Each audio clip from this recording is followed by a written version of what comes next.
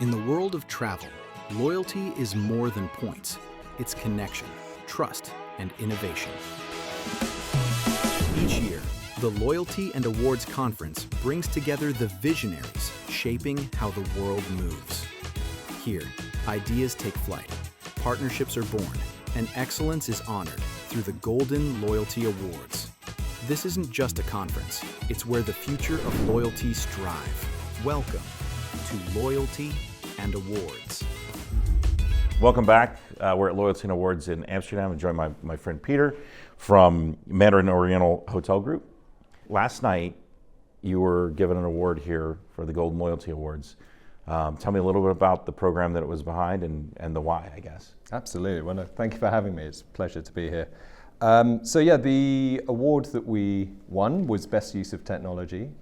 And it was a nice surprise after a long period of work that we've been spent the last 2 years developing the entire new guest experience for Mandarin Oriental. And as part of that is the development of the new Fans of MO program, the guest recognition program. And really what we've generated is an ecosystem, digital-led first, I would say, and really taking the time to understand what it is our customers want, but also from our colleagues, how can we empower them to really deliver the promise that we are making to them. So after extensive research, a lot of customer focus groups, a lot of workshops with the colleagues, we realized that we needed to create a proper understanding of the end-to-end customer journey, looking at every single touch point, and then really what are the moments that matter to the customer. And as part of that is how do we then drive loyalty and engagement, and with the tools and the systems that we have set up, the data architecture, utilizing our new CDP, etc., develop something that's truly exceptional for the customer. We wanted something where we could retain brand consistency as well. Mandarin's relatively small at the moment. I say small, 40 odd properties, 43, but we have a very strong growth plan. And so we need to create a level of brand consistency in terms of that guest experience. Mm-hmm. So by having new SOPs, having new change management in place, really bringing our colleagues along the journey to deliver this amazing experience, but then powered by a new loyalty engine that we have developed by Salesforce Loyalty Marketing Management, and a new CRM, Salesforce Marketing Cloud. We also have our brand new app, which enables us to deliver a digital-first experience. And it seamlessly takes the customer from pre-stay, when they're sort of the inspiration, all the way through to post-stay. And then obviously developing and creating that engagement and loyalty through partnerships and the experience that we offer to them. Well, I think the journey for you and for you guys, you really have a high standard at the hotel experience, right?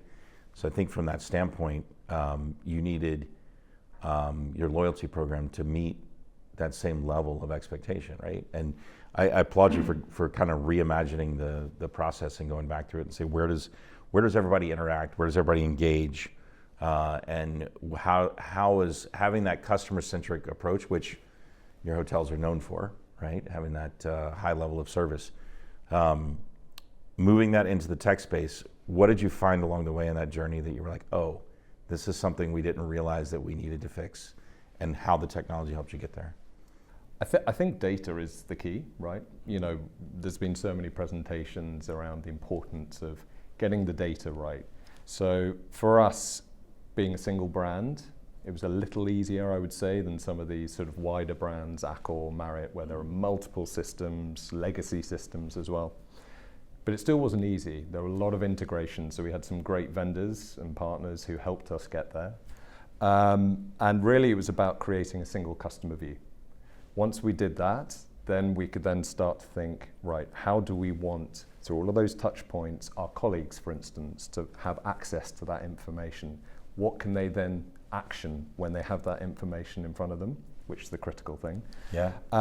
So there was a lot of work spent making sure that the technology and the systems we were creating, or the tools, worked for our colleagues, as opposed to, here's a great new product, here you go, let's go crazy with it. And the same goes with the app. We wanted to make sure we created something that was relevant, created that element of stickiness, but it was really useful for customers. Right. And one of the other big changes is we wanted to, this wasn't a technology change for us, or it wasn't a kind of technology-led approach. It was a service change. Right. And then the tools and the technology were the enablers to allow us to get to that new culture that we wanted to create for Mandarin. I think that's a key point. I think a lot of people, when they attack a project like this, and we hear, in our world, from marketing and advertising and brand content storytelling space, we hear a lot of, well, what's AI going to do to affect this? And everybody wants to know how AI is going to affect the pieces and parts, but it still comes with the same core question. What service are you trying to provide? How are you trying to provide it better? And then let the technology meet the needs of the end goal and destination. Absolutely. When we think about it from a content loyalty standpoint, we see a lot of opportunity in taking the data sets that you guys have probably gone through and the service level you're trying to set and telling that story, because now you probably also, correct me if I'm wrong, now you're probably seeing more what's happening in the system. So now you're getting more feedback of what's actually happening on the ground, so you can even modify that and improve it. Absolutely. So I think the AI side of things is we're taking a kind of reserved approach towards it. We're not going straight in there, we need to really focus on AI. We know it's important, but we need to make sure we get our basics right first in terms of the service ethic. But then, understanding the power of what AI can give us from an insights perspective, looking at propensity modeling, looking at next best action recommendations. So we're at the beginning of that. And then also, how can we use the agents that we're building to help with brand consistency in terms of tone of voice, in terms of when we're communicating, are we having that continual flow? If a hotel decides to send an email, is it being sense checked type thing? Mm-hmm. So we're trying to think of how can we use AI to deliver the experience that we want, rather than saying we need AI, let's bring in a vendor to try and do something, for instance. Right. We're starting first with that journey. Well, I think you're in the right path, because you redesigned it, you looked at the data sets, you looked at how it interacts with your staff and your teams, right? You're looking at how they're interacting with the customer.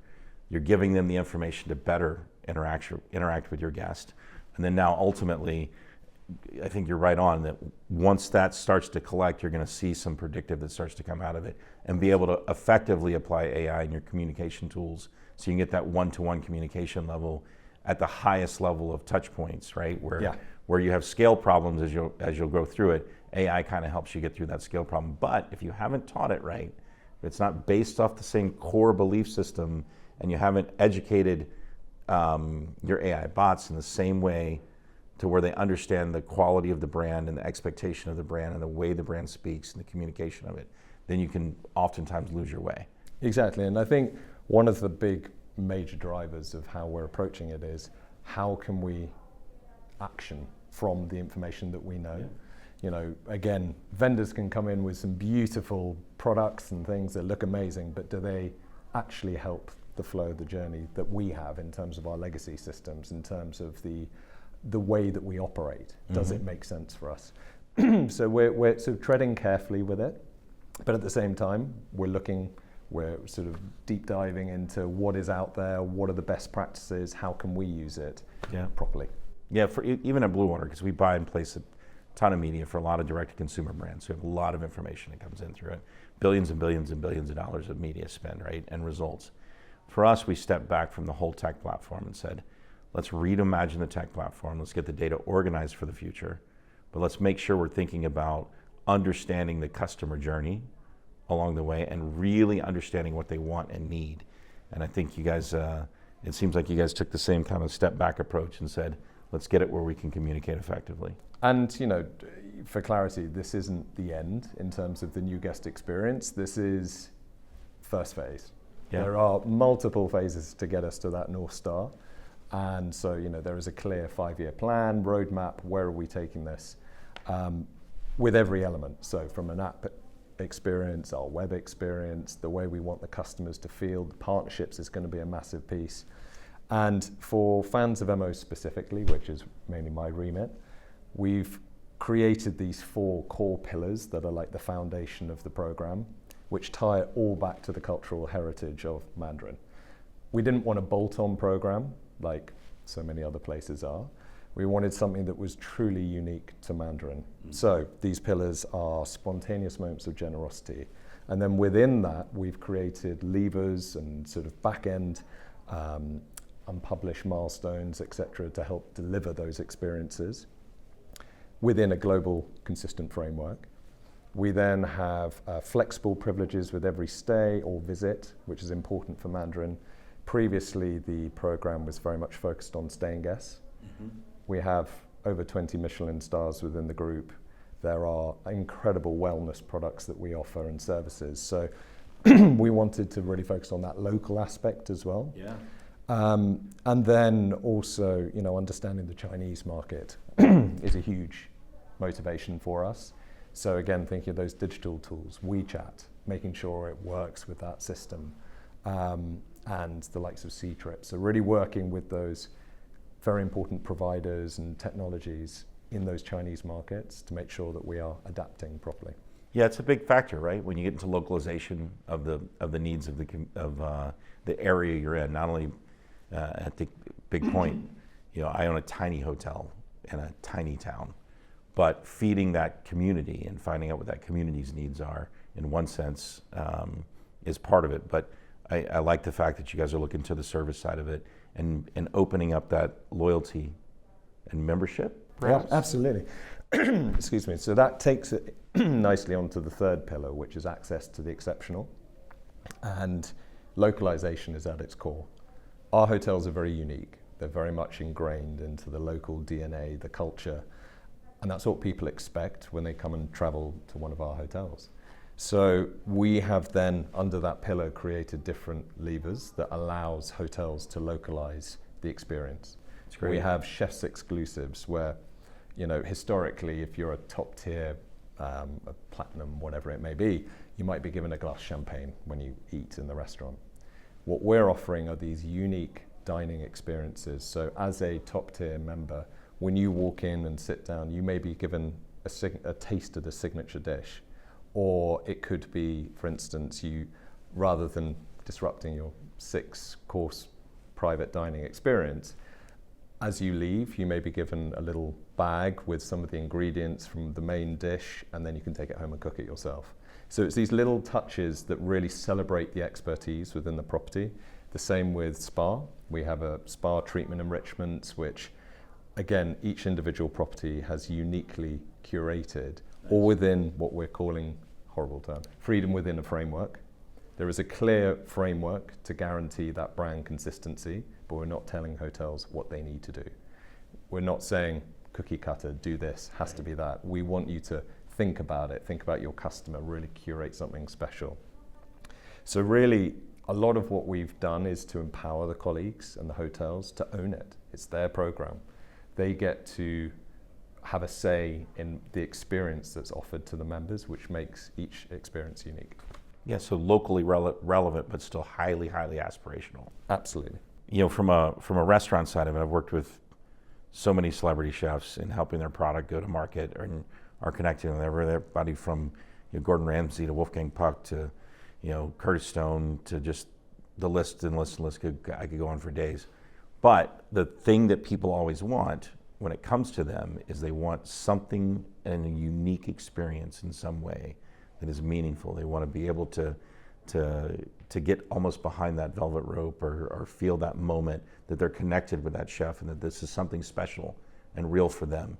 So in that sense, it sounds like you guys are kind of going down that path of really making the access for your loyalty group, right?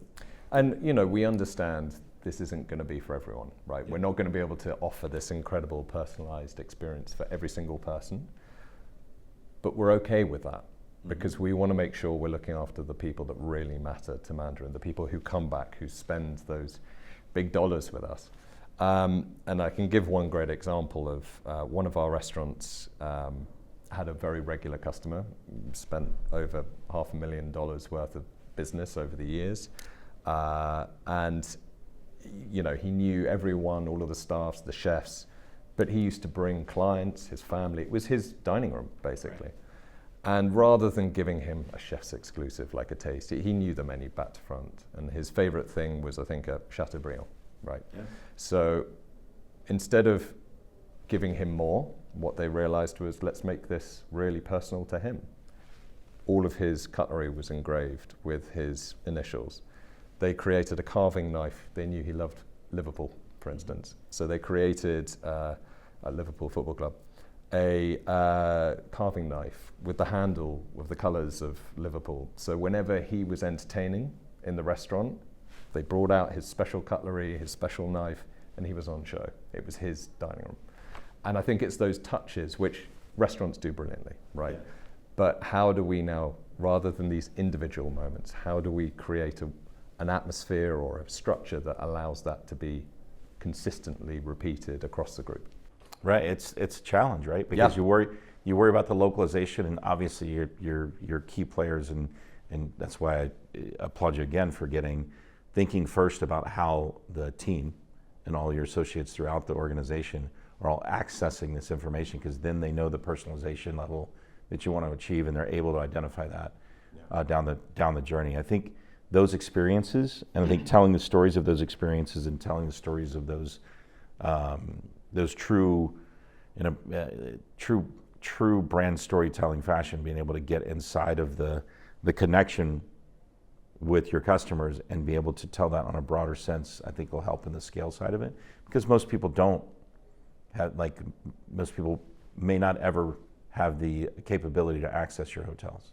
Exactly. So I think you know, what we've realized is that genuine loyalty, true loyalty, is an emotion. It's an emotional connection as opposed to a transactional relationship. That's why we don't have points or a currency. And people often ask, particularly here, right? There are a lot of vendors who are, you know, points, win prizes, we can drive ROI. We've repositioned what the program means. It's our way of, it's your unique identifier. It lets us know who you are so we can give you that amazing experience. And as your relationship deepens with Mandarin, so too does your guest experience. Yeah, we see it all the time. We always often refer to it, and when not in the travel space, because you're right, everybody at this show is like, what's your points, what's your rewards, what's your exchange, what's this value and transactional nature? And I agree with you. I think that the true loyalty comes from interaction and comes off of an emotional connection with the brand. One that we've done for years now in the U.S. called Blackstone Griddles. Took it from 5 million in sales to $1 billion in sales over a certain amount of time. And the journey was never about discounts. It was never about a value play. It was always about, are you part of this community? Are you part of this tribe? Are you part of this following of this cultural phenomenon that's happening, right? And I think that's on a different scale in the sense of where you guys are. But I think at the same time, there's relative nature between building that community effectively and understanding who your community is. That's what the loyalty programs provide here, and that's what the connection provides. So I think you guys are on the right path of really understanding who that true customer is, and building, you know, they're part of your members. You're the part of your club. They're part of the exclusive nature of what you provide. And I think, you know, in terms of the approach, it's been very much top down. Our CEO has been very, very supportive, and he's the driving force behind this. And there is a change, cultural change and service change that's happened in Mandarin, very much, how do we understand our customers? How do we engage with them? And then how do we recognize them? And if we do those three, there will be great rewards in terms of, you know, higher advocacy. We're going to have much higher guest satisfaction. We're going to hear when we fail. So what can we then do to, you know, remediate those situations? And I think it's a shift. Now, I'm not saying points are wrong at all. I don't think they're wrong. I worked either. with Avios, Accor for years, so I know they work. But for our customer, after speaking to them, it's not what they want. They want that, I want to be recognized at every touch point and make me feel special. I think the customer of tomorrow too, I think the guest of tomorrow is, and we see it a lot with brands that are the selection made is much more about the brand ethos and about the connection to the heart, and about whether they look at that brand as them are what they aspire to be. And if you can get the consumer or the customer or the guest where they're looking at it going, that is who I aspire to be, or that is how I identify with that brand as a core, then you have them forever. And I think the challenge that in some of the communications we have here is that balance between building the bond with the customer, an emotional bond, and then secondarily building a reward system that goes with it. Because the bond is a deeper connection than the statistical relationship and points. And if you can deeply build that bond, then you have a longer tail with them. Absolutely. And I think one of the other things that we did as part of the redesign is we didn't want to disclose how you get into each tier. And there's two reasons for that. One, we want to create the mystery. It's sort of invitation only. It feels exclusive. And when you get invited into it, you're like, great, they know who I am. This is a wonderful experience. And so we've been very careful how we do that. And that is all powered by our loyalty engine, Salesforce Loyalty Management. And what we've created is a unique guest value scoring metric. Okay. Each individual person has a score. They don't know what it is. But as they engage with Mandarin, as they eat with us, as they stay with us, use our spas, their guest value score goes up. And there's a complex algorithm with lots of criteria behind it, such as property. What's the highest score? Well, I can't be saying that. It's very high. And how do I get there? No, just kidding. Well, you come and stay and eat and use our facilities. But no, it's really important that we have that vehicle to then, what it means is when people fall into our top tier, it's not like a reciprocal status match. They may be valuable to a MasterCard or an Amex Centurion. They're valuable to us, which means that when they walk through that door, the colleague sees a Pearl member who is our top tier. They will know that this person is very valuable to us as a business, so we need to look after them, and there's an expectation to do that. But the other reason for not disclosing the thresholds is it's a financial safeguard for us. If you say 10 nights to get into the next one or spend $10,000, it's visible, it's public. And so what that means is you're tied to that criteria. If you change it, you're devaluing the program. Yeah. Or you're placing a value to buy into an experience, which is not what you're looking for. What we have done is by hiding it, it allows us to play with who goes up, who goes down. Obviously there's a tier period of 2 years, but it allows us to keep control of those numbers. So when we hit our capacity for the top tier, we can raise the threshold, so hardly anyone goes in after that point, which means we can deliver on the promise on property. There's only so many rooms in each property, so there are only so many upgrades we can give. There's only so many early check-ins, late checkouts. So being able to control that number allows us to deliver on the promise. Well, that's counter to a lot of loyalty programs, because most loyalty programs, they want to gamify it. They want you to drive through that piece to get there.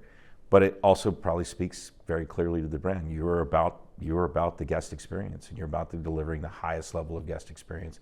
And it makes sense that your loyalty program is designed to model after that. So, and I think in terms of the gamification, there is some form of gamification, and it's very subtle, but it's through the app, where we have, and I think it will be soon available on ammo.com on our website, we have the fans of the hotels.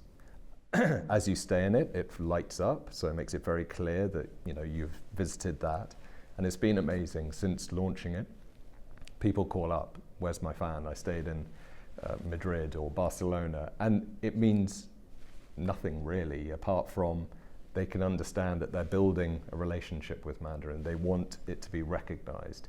And in time, there are lots of great ideas around, could we do something with Michelin stars, chase all of the different restaurants. But we're not proactively saying collect all your fans and then you get something. It's just very subtle gamification, which is exactly what our customers want. Yeah, I think for some it's just the status. Like, look, I fly Delta. I'm coming up on a 2 million miler with Delta, right? For me, that's a gate that means something, but it meant something to me because of the way they treat me. Yeah. After you hit that status level and the experience changes to some level, you elevate into that. You're already providing an elevated guest experience, so now you're providing a super elevated guest experience and an exclusive experience, which I think is good on you. And I think the important thing is consistency. Right? You could have an amazing experience in one property, you go to another one, and you don't get that same level of experience, right? So what we're trying to do is create these frameworks which empowers the colleagues to make the sensible decisions, create something unique to them, but so that we can build that trust. So when that guest goes, regular to London, goes to Hong Kong, they know they're going to get looked after, as opposed to, it could be hit or miss. So what's next for the program, and what's next for the loyalty program? So I think from a tech side, there's a lot more from the app, for instance. There are new features coming, really looking at the service level. I think partnerships is going to be the next big thing. Some great partners here who we've managed to have some good conversations with. But we also want to make sure it's working. So we're taking time to reflect, get feedback from members. Is this what you wanted? Hopefully it is. Yeah. But also from colleagues, are the tools working for them? Are there enhancements we can make? Whilst also making sure the value proposition is continually evolving and we're adjusting and making sure it's right for the customer. So it's a living, breathing system, isn't it? Living, breathing system. I think I think a lot of people set out on this path and they're going to say, I'm going to redesign this great thing, and when I design it, it's going to be done. And our philosophy on it is it's never done. Your content story is never done. Your brand story is never done. Your marketing efforts, your implementation of AI will never be done. Like, all those things are the additives that start to make the piece better. But I think you guys are grounded in the right place. You're grounded in customer service, grounded in the guest experience. And if you're thinking of that first in everything you do, for us, we look at it no matter what brand we're involved with, no matter what we're doing, is, are we speaking to the customer's needs first and foremost? And if we are, great.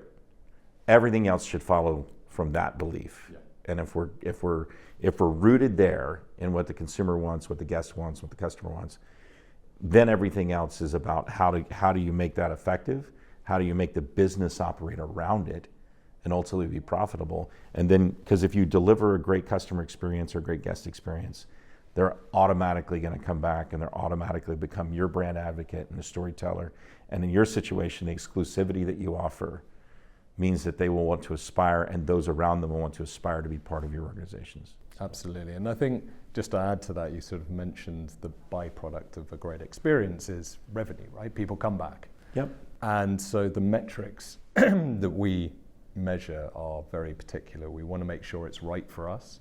Obviously, we don't have breakage or we don't have liability from points, etc. But for us, it's really around guest satisfaction first. Are they happy? Yes or no? What's the retention rate looking like? What's the cohort migration of people moving up or down?